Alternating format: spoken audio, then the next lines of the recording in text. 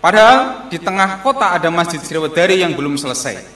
Masjid di Sriwedari seharusnya diprioritaskan terlebih dahulu. Untuk Masjid Sriwedari, karena dulu masjidnya didirikan di atas tanah sengketa, otomatis yang menjadi prioritas bukan pembangunannya dulu, tapi menyelesaikan kasus hukumnya dulu. Jadi kita nggak bisa menyelesaikan pembangunan di atas tanah sengketa. Jadi deforme, de jure ini milik saya, Pak. Pembangunan masjid itu sebetulnya hanya cara untuk membenturkan ahli waris dengan umat Islam. Artinya itu sudah bangun di atas tanah milik orang. Itu pidana, Pak. Nah, ini sebetulnya pihak yang paling bertanggung jawab itu adalah tim panitia pembangunan masjid. Tapi pada waktu itu yang jelas di situ ada mantan wali kota, mantan wakil wali kota.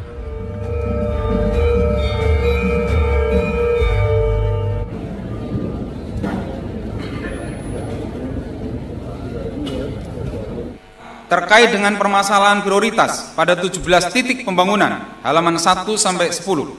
Beberapa rekomendasi yang diberikan adalah sebagai berikut. A. Masjid Raya Syekh Zayed, halaman 1-10. Keberadaan masjid ini berada di luar perencanaan dalam dokumen RPJMD Kota Surakarta tahun 2021 sampai 2026. Padahal di tengah kota ada Masjid Sriwedari yang belum selesai. Masjid di Sriwedari seharusnya diprioritaskan terlebih dahulu.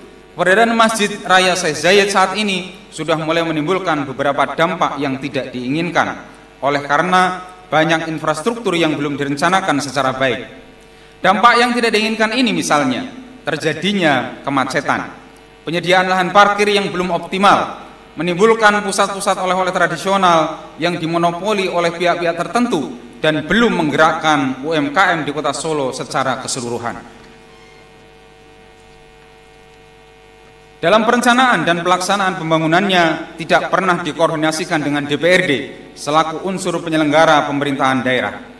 Kejadian serupa diharapkan tidak terulang lagi supaya ke depan ada komunikasi dan koordinasi antara DPRD dan kepala daerah sehingga terwujud prinsip-prinsip penyelenggaraan pemerintahan yang baik. Setelah adanya rekomendasi DPRD atas laporan LKPJ tahun 2023, Wali Kota diharapkan melakukan koordinasi dengan DPRD sejak mulai dari perencanaan dan pelaksanaan pembangunan masjid ini maupun rencana pembangunan Islamic Center.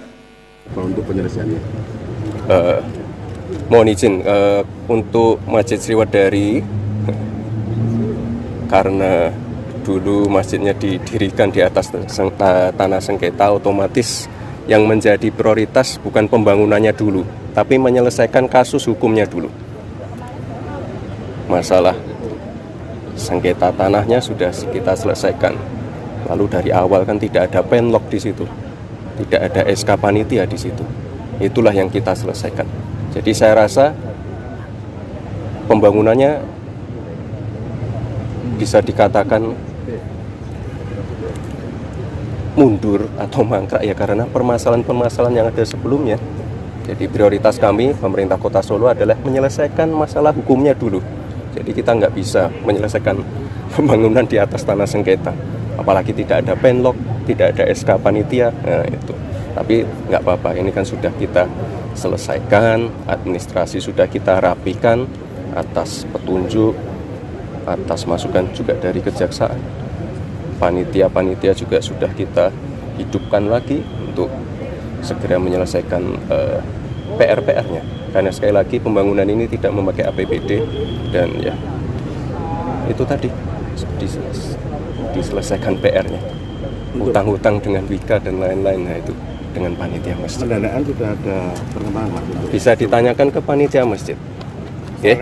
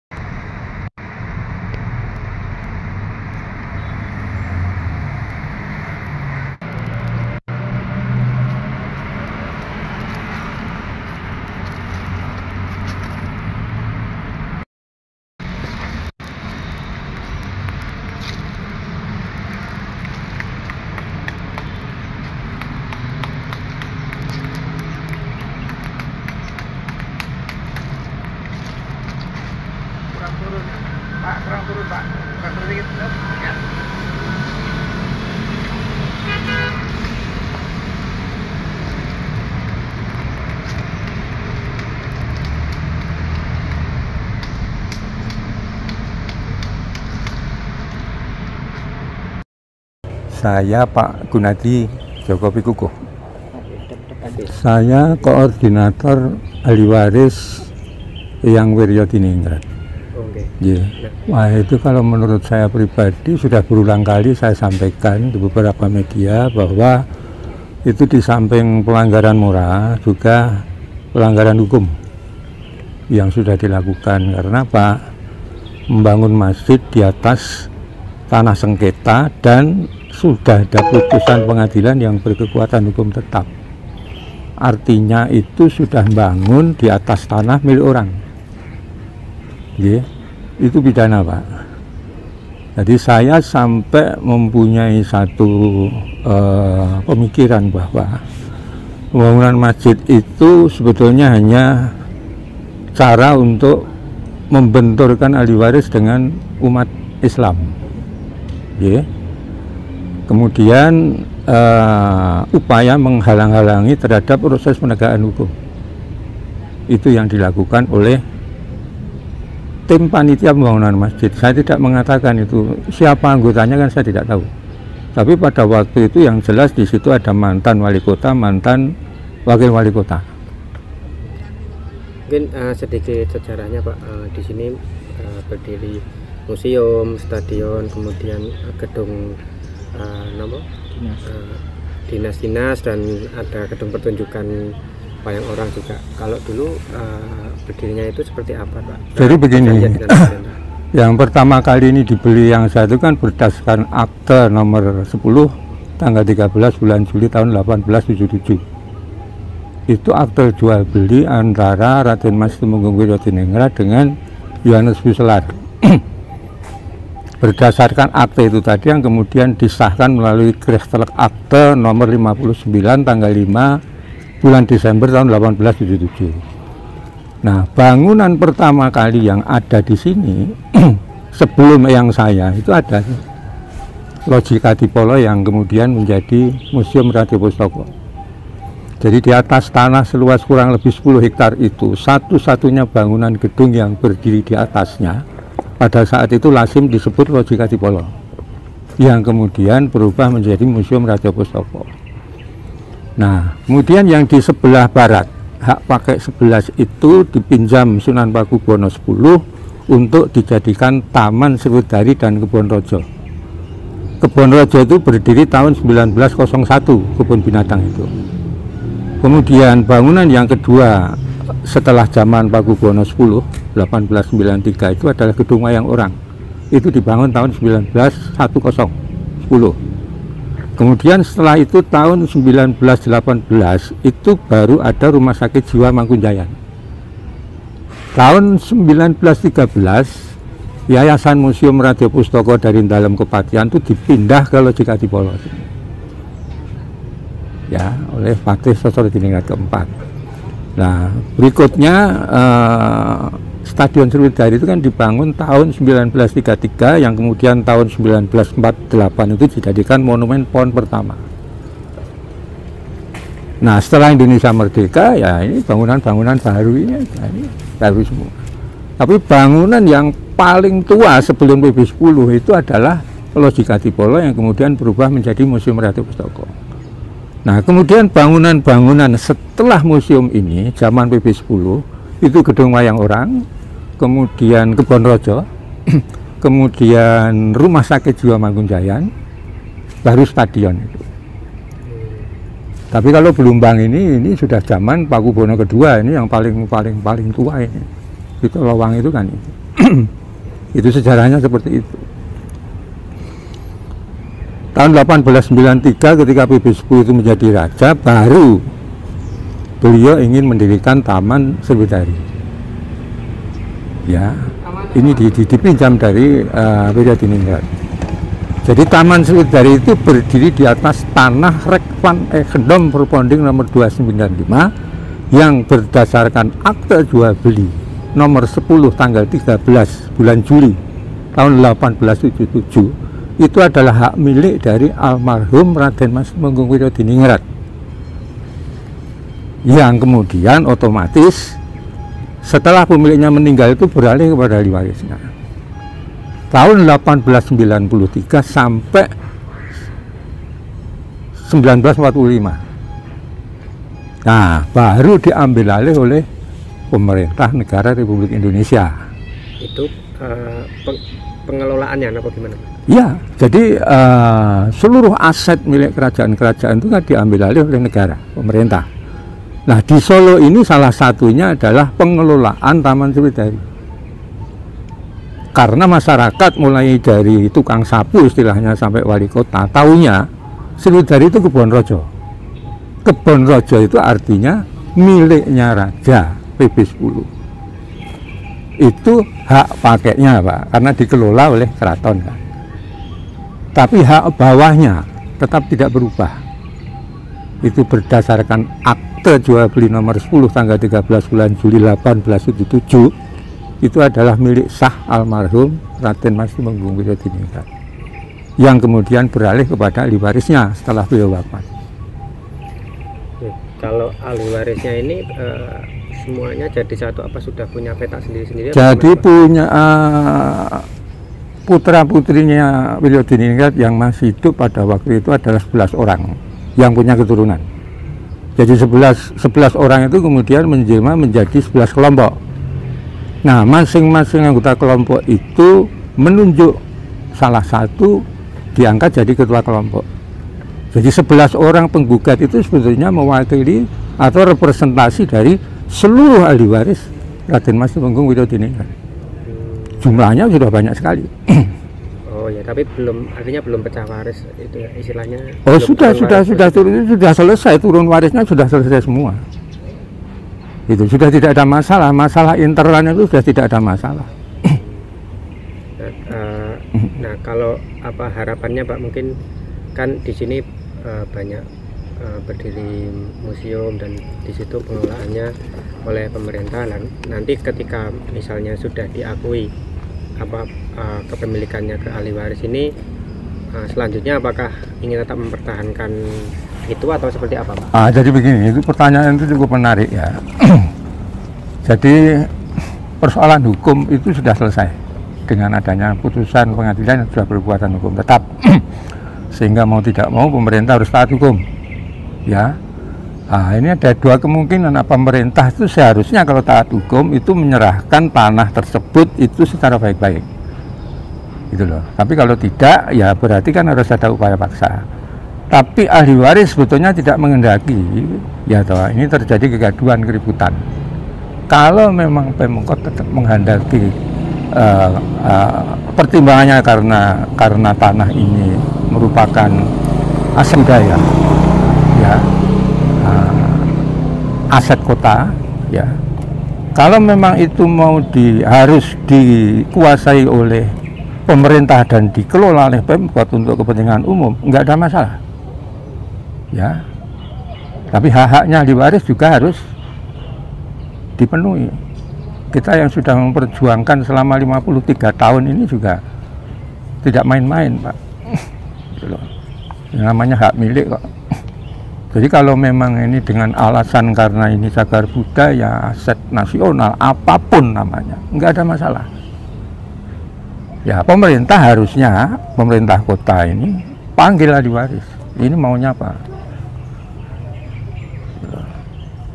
Jadi itu pengadilan sebetulnya ketika putusan inkrah itu kan dilakukan unmanning. Unmanning itu artinya menghindari adanya upaya paksa. Jadi eksekusi itu ada eksekusi sukarela, ada eksekusi paksa. Gitu loh. Nah, unmanning itu wali kota dipanggil, ditegur agar dalam waktu 1 kali 8 hari segera melaksanakan putusan ini secara baik-baik dan sukarela. Nah, di situ nanti kan banyak yang harus dibicarakan antara para pihak. Para pihak itu adalah ahli waris pemohon eksekusi dan pemerintah kota Surakarta, sekiu wali kota Surakarta selaku termohon eksekusi. Nah, di situ terjadi win-win. Itu loh maksudnya. Upaya dialog selama ini seperti apa, Pak? Nah, ya kita tahu sendiri kan. Ini kan pemerintah kota tidak taat hukum. Putusan pengadilan itu perintah undang-undang, Pak. Undang-undang itu yang bikin negara, dalam hal ini pemerintah dengan DPR. Nah, dengan adanya putusan inkrah ini artinya negara sudah ikut hadir memberikan kepastian hukum kepada ahli waris yang telah memenangkan perkara ini mulai dari pengadilan negeri, pengadilan tinggi, kasasi sampai PK. Selesai, sudah habis tertutup seluruh upaya hukum yang bisa dilakukan Pemkot dalam upaya untuk alih tanah sebut tadi. Tapi ahli waris, oke lah, kalau misalnya ini alasannya untuk kepentingan umum, alasannya untuk kepentingan umum, karena ini aset budaya, gitu loh, aset kota, yang nggak ada masalah. Tinggal ahli waris dipanggil saja, gitu loh. Sehingga tidak perlu terjadi kegaduhan apa segala macam. Kalau ada Pak, mungkin upaya mungkin dengan pemerintahan sekarang Mas Gibran ini untuk melakukan dialog itu, karena kami itu menunggu. Harusnya sekarang di BRD apa itu wakil rakyat ini kan bisa mengambil inisiatif diri, dipanggil semuanya pihak supaya ada kepastian hukum, ada keadilan, asas kepastian hukum, asas keadilan, dan asas kemanfaatan. Karena ahli waris itu juga bagian dari warga masyarakat Solo, Pak. Lah kalau begini ini kan berarti kan digantung, ini kan tidak taat hukum, Pak. Persoalannya sebetulnya ada di situ. Nah, ini tinggal inisiatif dari pemerintah kota. Ini bagaimana? Jadi jangan justru ini menciptakan berbagai manuver-manuver yang justru melanggar hukum. Gitu. Jadi pembangunan masjid ini justru memperkeruh ini apa ya? Lah ya ini makanya itu tahun 2013 sudah ada putusan inkrah berkekuatan hukum tetap. Tahun 2018 mana dibangun ini masjid ini?